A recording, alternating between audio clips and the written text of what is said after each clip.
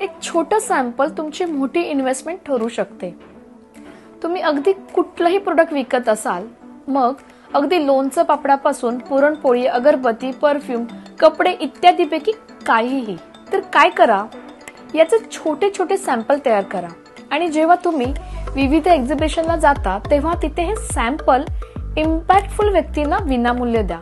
लगेच ऑर्डर वगैरे मिळेल या गैरसमजात राहू नका किंवा ऑर्डर द्या म्हणून मागेही पडू नका. त्यांचे प्रोडक्ट बद्दल फीडबॅक घ्या, काय बदल करता येईल याचा सजेशन घ्या.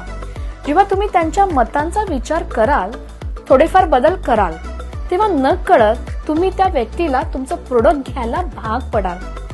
हा सगळा कस्टमर सायकोलॉजीचा भाग आहे.